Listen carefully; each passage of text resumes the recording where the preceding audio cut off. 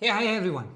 What if I tell you that in the next 20 minutes in this video, irrespective of the backgrounds that you come with, even if you've started investing just as of yesterday, you will be able to figure out how, when macroeconomics change, how does it affect global equities market, currencies market, and commodities market. Yes, in the next 20 minutes, if you stick to this video, you will learn this irrespective of your backgrounds. Hi everybody, my name is Kirtan Shah and I am the co-founder of Financial Planning Academy. We train global students to clear international certification exams like the CFP, CFA, ACCA, CPA and the CMA US. In this particular video, I'm going to help you understand how can you track global macros and make sure that irrespective of whatever changes that happen in the global markets, you will be largely able to understand why is there an upward or a downward movement in the equities, in the currencies or in the commodities market. Let's get started.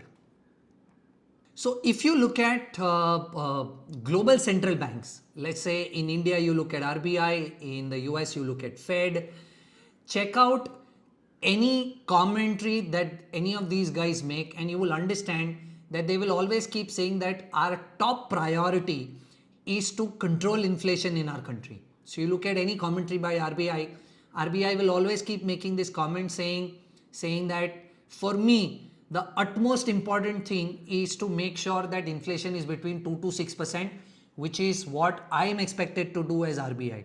And the same commentary will happen in the Europe also, UK also, and the US also. So while you talk about macroeconomics, right, you might think about 100 data points. What is the current account deficit of the country, fiscal deficit, government borrowing, dollar, crude moving, rupee depreciation, right? But I can tell you, if the central bank of the country says that my focus is inflation, please understand that all policies that the central bank is going to make are going to revolve around inflation globally. And hence, forget about every other macroeconomic factor that you think is important. Just concentrate on this simple data point of inflation. And I can tell you largely, you will understand everything that the central bank is expected to do in terms of policy and hence the effect of that on the capital markets. So whenever the next time you hear or talk about macroeconomics, please understand that as a retail investor, it is so difficult for you to be able to keep a track of what's happening around macroeconomics in India and globally, right? So it is not going to be practical for you to be able to track so many things. Just track inflation and you will be able to track almost everything that is happening in the capital markets, and I'll show you how in the next 20 minutes, right? So let's start with the very basic. Suppose if I ask you a question of what is inflation, right? All of you all know inflation is rise in price of the commodity, right? So suppose if today onions are available at, let's say, 10 rupees a kg, when they become 12 rupees a kg, we say there is inflation. Let's say this pen of mine is available at 1,000 bucks, but when it becomes 1100, 1200, we say there is inflation. Now what if I ask you, why does inflation take place? 9 out of 10 of y'all will tell me inflation takes place because there is a gap between demand and supply. What do I mean? Let's say for example, there is this one pen available, right? And hundreds of y'all watching this video probably wants to buy this pen. So I've created a demand supply gap, right? Where there is only one supply of this pen, right? And then there is demand from all of you all who are watching this. So let's say if this pen was originally priced at 1,000 bucks, somebody from you in the audience will say, I'll pay 1,050, give this pen to me. Somebody will say, I'll pay you 1,100, give this pen to me. And then there is going to be somebody who would say, 1,200, give me the pen. What happened? Because there was a supply constraint and then there was so much of demand from all of y'all, right? This pen which was originally supposed to be sold at 1,000 bucks gets sold at 1,200, and that is how we say that inflation happened. A 1,000 rupee product got sold at 1,200 because there was a demand supply gap, right? But now let's say for example, let me take you a step forward and think slightly more practically. Let's say there is demand supply gap. There is a lot of demand from your end. There is only supply of this one pen. But hypothetically assume a situation where none of you all have the monies. So there is supply constraint. There is only one pen, but none of you all have the monies. Will the price of the pen go up? Will the price of the pen, which was 1000 originally, go up to 1200? The answer is no. So what you have to understand is that inflation happens because of two factors. Yes, there has to be a demand supply gap, but if the demand supply gap is not fueled with liquidity, then inflation cannot take place, which means yes, there is supply constraint. Yes, there is supply constraint. But imagine if none of you all have the monies, will there actually be demand? There will be no demand, right? So now think of it like this. There is supply constraint, but that necessarily does not lead to inflation. What leads to inflation is that a lot of you all have the monies, have the liquidity, right? And hence that liquidity leads to increase in price of the commodities, right? Now, as RBI or as Fed in the US, you know that inflation is happening because of these two data points. There is supply constraint and then there is a lot of demand because all of you all have a lot of money. Now, if the central bank wants to control inflation, right, can they come to you or can they go to the manufacturer of the pen and say that why don't you produce more when there is so much of demand, right? Or when there is lack of supply in the market. The central bank can't go to the producer and force the producer to produce more, which means that the only available measure with the central bank is that the central bank somehow makes sure that liquidity with you goes down, because only if liquidity with you goes down, the demand for the product will go down, right? Because they can't go to the manufacturer and tell the manufacturer to produce more. So the only way to control inflation is to come to you and reduce the liquidity with you, thereby the demand going down and hence expectation that inflation can go down. Now, how does the central bank make sure that liquidity with you goes down? They make sure that liquidity with you goes down by making sure that rates go up. Interest rates go up. Why and how? Please understand, today most of us buy most of our things using loans, right? So suppose if you want to buy a house today, you take a loan. You want to buy a car today, you take a loan. You even want to buy a laptop, you take a loan. Phone, you take a loan, right? So please understand, today the economy is such that the demand is created by taking a loan. So if somehow I make it difficult for you to take a loan, probably I am envisaging that for you to be able to buy that product and increase the price of the product or create a demand for the product will go down. So when inflation is expected to go up or when inflation goes up, the central bank simply takes the first step by increasing the interest rates in the market, right? So what does the central bank do? The central bank tries increasing the rates in the market, and when the rates go up, right, what typically happens is your loans start becoming expensive. Now I'm going to record a completely separate video of what do I mean when RBI is increasing interest rates, what is repo, reverse repo, marginal standing facility and all of that. We'll do a separate video. But because this is the first video and I want to keep it simple, please understand RBI takes in efforts to increase interest rates in the market and hence your loan rate goes up. Now imagine if your loan becomes expensive, right? You went to the bank, let's say 3 months back, they were giving you housing loan at 6.5%, right? You go today, there is inflation and RBI has taken steps to increase the rates in the market. Today, the interest rate for the same amount of home loan is 8%. Ask yourself if you are going to take the loan. largely 9 out of 10 of y'all will say that probably you will not be able to afford such a steep increase in interest rate because your EMIs would have gone up drastically, and hence you will delay taking the loan.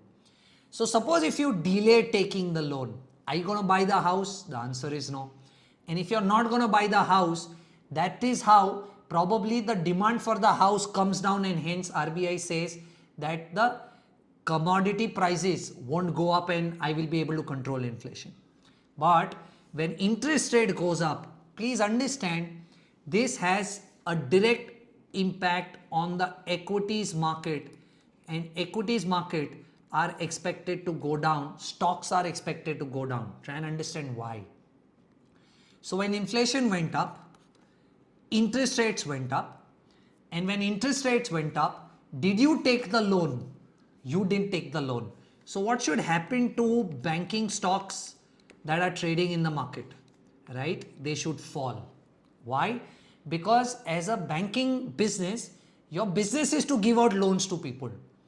If people are not going to take loans, how are they going to do their business? And hence when rates go up, you take less loans, and hence the banking stocks are expected to come down. Now let's say if you don't take the loan, are you going to be able to buy the house for which you were taking the loan? No. So what should happen to the real estate stocks listed in the stock markets? Their demand will fall, and hence their stock should fall. Let's say if demand for real estate falls, what do you think will happen to the demand for cement? What should happen to the demand for, let's say, steel? What should happen to demand for, let's say, fans? What should happen to demand for, let's say, ACs?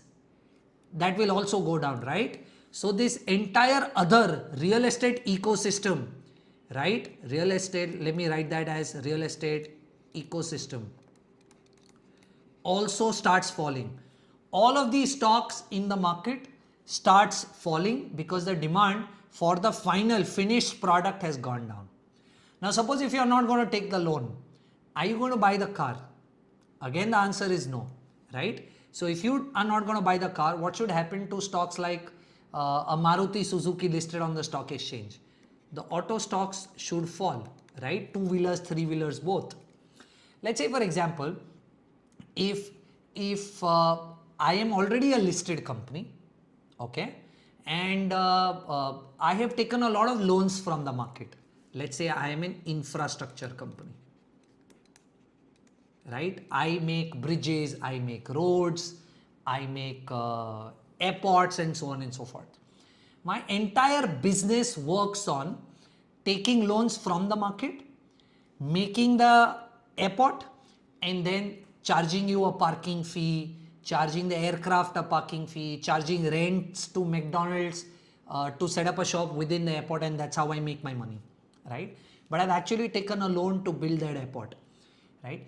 Now if interest rate goes up, my expenses go up on the loans that I've taken, but not necessarily that my income will go up. McDonald's is not going to start paying me a higher rent because interest rates have gone up in the market. So my expense went up as an infrastructure company because the loan became expensive, but my income not necessarily goes up. What do you think will happen to such stocks in the markets who take a lot of loan from the market to do their business? All of these stocks will also go down because their expenses have gone up, but their income have not gone up. So largely, please understand, when there is inflation, because RBI wants to control demand in the market, they increase rates by which loans become expensive. And when loans become expensive, typically you will see equity market fall, typically, right? Because banking will fall because you've not taking loans. Real estate will fall because you've not taken loans, and hence you will not buy a house. Fan, AC, cement will fall because the demand for house is going down. Autos will fall again because you've not taken loan. Along with auto, you will see tire companies, auto ancillary companies will also fall because the demand for auto is going down.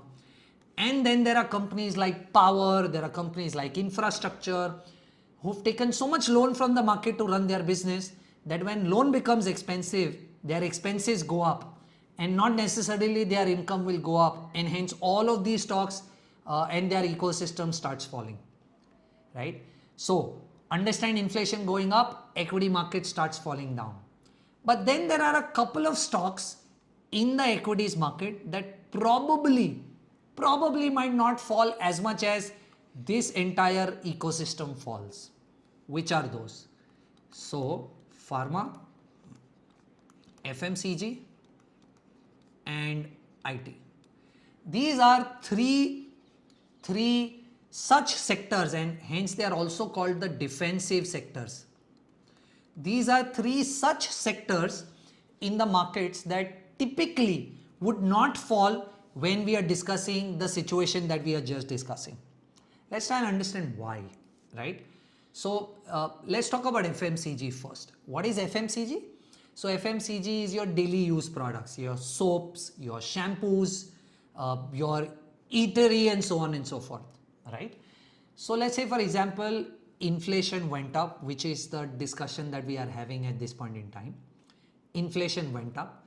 Now if inflation goes up, which means your soap also became expensive, your shampoo also became expensive. Tell me one thing, if your soap or shampoo becomes expensive by 5 rupees, that does not mean you're gonna bathe only for 5 or 6 days a week instead of 7 days a week, right? You will still bathe for 7 days a week, and hence the demand for the soap or the shampoo will not go down. Over here, what happened in this entire ecosystem is that the demand fell. Demand for loan fell, demand for house fell, demand for auto fell, and hence the stocks were expected to fall. Over here, because inflation is going up, demand is not falling, right? Then why should the stock fall? And hence the stock does not fall. Same is the case with pharma, right? What typically happens is that just because the medicine has become expensive does not mean that your consumption for medicine will go down. So if the consumption or the demand is not going to go down, why should the stock go down? Of course, there is another angle to pharma and IT which I will just discuss with you all.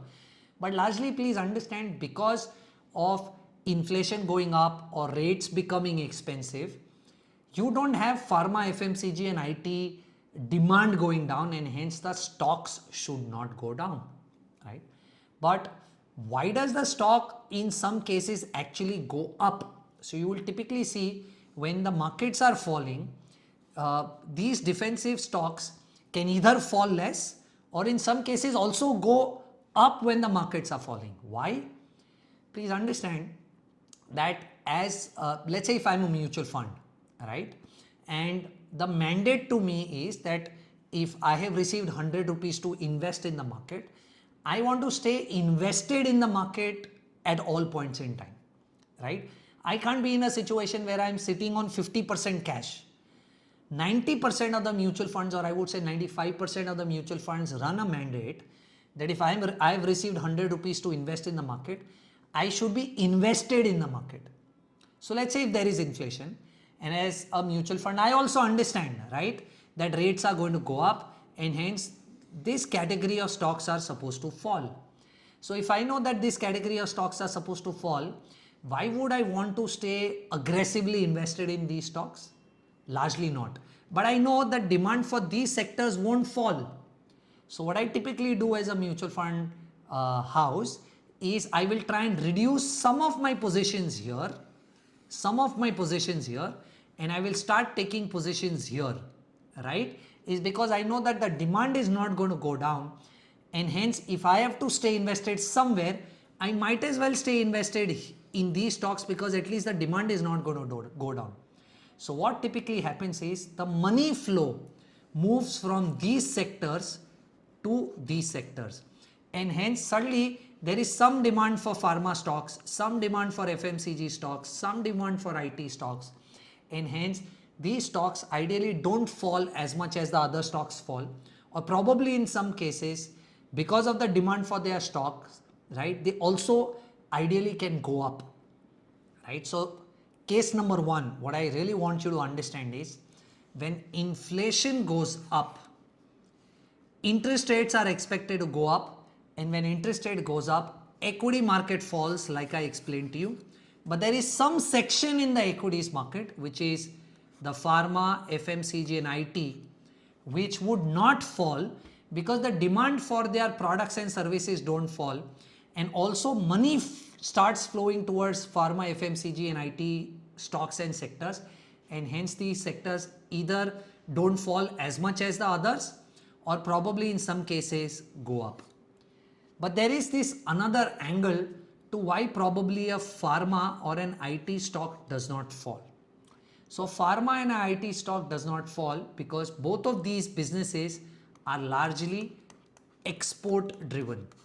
So there is a lot of export that pharma does, there is a lot of export that IT businesses do, and hence their income is largely in dollars. And that is also one major reason why pharma and IT stocks don't fall when the other stocks are falling. And let me explain to you why. So we said when inflation goes up, we said rates go up, and we said when rates go up, we said equity market falls.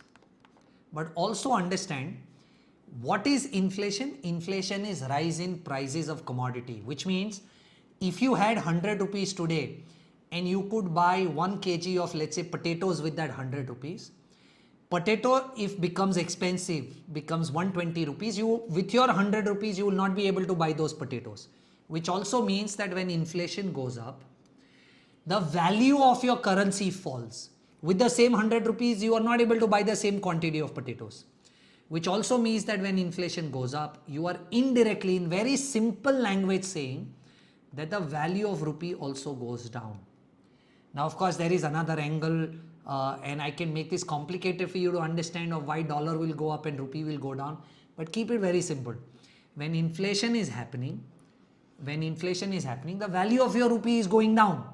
With the same 100 rupees, you are not able to buy the same potatoes that you were able to buy yesterday. So the value of that 100 rupee has gone down, right?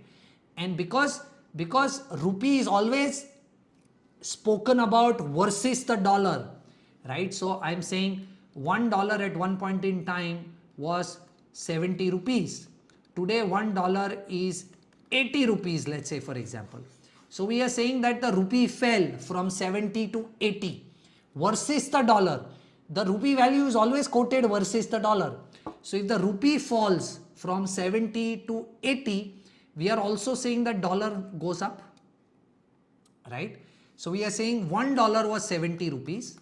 So you gave 70 rupees, you got $1. Today, $1 is 80 rupees. So you'll have to give 80 rupees to get $1. Now this situation can be read as rupee depreciation, that instead of 70 now I'll have to give 80 rupees to get $1. And it can be read the other way around, that $1's value was 70, which has now become 80.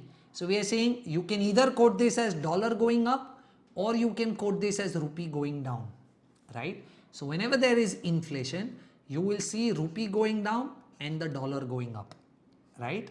So $1 which was 70 now becomes $1 which was 80, and this happens in inflation. Now imagine pharma and IT companies which are in exports and they make money in dollars. What happens? They were expecting to receive, let's say, $1 because they were in exports. They envisaged or they thought that they will receive 70 rupees, right? But they are still receiving the same $1.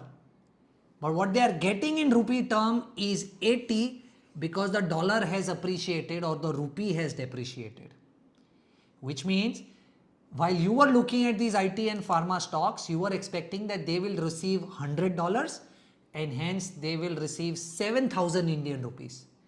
But what happened? They actually received $100, but they received 8,000 Indian rupees. They made 1,000 rupees of profit because of rupee depreciation and dollar appreciation being in exports. And hence their stock has this second kicker or second reason for them to go up, because they are into exports. Rupee typically falls and dollar goes up in an inflationary situation, and hence in the Indian context, in the rupee denomination, both of these companies, pharma and IT companies being in exports, they make higher profits from 7,000 rupees to 8,000 rupees, and hence their stocks go up. So what have we done so far? We said when inflation goes up, RBI makes sure that rates go up. And when interest rate goes up, we said equities typically fall. Now there are two categories. The broader market falls because demand for banks loans fall and hence banks fall. You don't buy real estate demand falls. The cement, steel and the other ancillary demand falls, so their stock falls. You don't take loans, so you don't buy the auto, their stock falls. Tire and the entire ecosystem falls. We said there are companies like infrastructure, power, so on and so forth, who've taken a lot of loans, and because their expenses go up, that entire ecosystem of stocks fall. We said there is some small section. We are saying there is some small section which typically does not fall, and that section which does not fall is let's say an FMCG, FMCG, pharma, and IT. Now we are saying these defensive stocks don't fall. Why? Because their demand does not fall.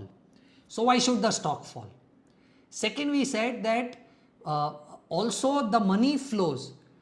The investors reduce their positions here and start taking positions here, and hence the demand for their stock goes up. We also said that the reason why pharma and IT stocks also may not fall in this situation as much as the other stocks, because in the same situation rupee falls and the dollar goes up, and because these guys make money in dollars, their stocks or their profit and loss statement looks much better, and hence these stocks typically can either stay sideways or go up in an otherwise falling market. Now what happens to, let's say, gold in such a situation? Gold also you will also typically see how will gold react. So please understand how gold reacts in such a situation. So globally, right, or let's say for India, gold you import as a commodity, crude you import as a commodity, right? So today, if let's say 1 ounce of gold is for $1 and $1 is, let's say, 70 rupees. So what typically happens is you get 1 ounce of gold by paying $1, but typically in India you've paid 70 rupees to get 1 ounce of gold. But because of inflation, we know that $1 has become 80 rupees. So the gold that you bought in the past by paying $1 and in Indian context 70 rupees suddenly starts trading at 80 rupees in the Indian market. Okay. So we are saying gold goes up because we are net importers of gold. We are saying crude goes up because we are net importers of crude. Because we import this commodity, we pay them in dollars, right? So if we paid them $1 and $1 was 70 rupees, then gold and crude for India comes at 70 rupees. Okay. But let's say, for example, if $1 becomes 80, so globally the price of the price of the gold and the crude is still $1, but the landed cost in India will be 80 rupees because the rupee is depreciated or the dollar's gone up, which is why the price of gold and the price of crude in the Indian context goes up. Whenever this ecosystem happens, whatever we are talking about, because we are net importers, we buy both of these commodities by paying in dollars, and when inflation happens, dollar goes up and hence gold and crude both becomes expensive or their prices go up in the Indian market. Always remember that this is how this entire ecosystem works, linked to inflation, right? Let's say, for example, we do the reverse. Let's say inflation goes down. Then what happens? So if inflation is expected to go down, right, there is no reason why RBI would want to control demand in the market or liquidity in the market, right? So you will typically see rates go down. If rates go down, you will see equity markets going up. Why? Is because if rates go down, the demand for loans will go up. You will take the loan, bank stocks will go up. Because loan is so easily available and at a lower cost, you will buy more house, real estate will go up. Demand for steel will go up. You will buy auto, demand for autos will go up, and because auto is going up, tires will go up. Loan will become cheap for infrastructure and power company, their stock will go up. Now this is interesting. Why will FMCG, pharma, IT go down? Just the opposite. Think of it like this, that here, because of interest rates going down, is the demand for their products going up? The answer is no. But the demand for banks, real estate, cement, auto, tire, power, infra, everything is going up. Now if you are an investor and you have to decide that should I invest in this bunch where the demand is going up, or should I invest in this bunch where the demand is staying constant, you will automatically understand that you would rather want to stay invested in stocks where the demand is going up. So the money flow now from FMCG, pharma, IT will start coming here, and hence these stocks will go up and these stocks will either stay constant or start going down, right? And because inflation has gone down, your rupee won't depreciate. So let's say rupee starts appreciating and the dollar will go down, right? And because the dollar has gone down, gold will go down and crude will go down. This is as simple relationship as it can be, right? So we are saying finally, inflation going up, rates go up, equity falls, rupee goes down, dollar goes up, gold goes up, crude goes up. As simple as that. And this is the relationship you will 9 out of 10 times see playing around in the actual practical markets. Yes, what you really have to understand here is that the markets are slightly forward looking. Forward looking in the sense, let me explain to you today's situation, right? We are expecting that rates will go up twice more. So let's say in the next policy, rates will go up by 35 bips and then rates will go up by another 25 bips. So a total of 60 bips of rates is expected to go up, right? Now please understand, markets are forward looking. When I say markets are forward looking, I'm saying that if the market is expecting rates to go up, but if the market knows that the rates are probably at the top and they won't go up much more than this, then the market starts factoring in that the markets have topped out and from here on the markets will start falling. And hence the markets will react positively when the rates go up, right? So please understand, let's say if the rates today are at 2% and the rates are supposed to top out at 6%.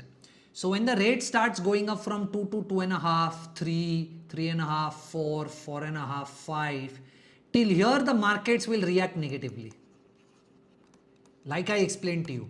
But from 5.5 to 6, market knows that probably now the rates have flattened out or they've topped out. From here it won't go up too much higher.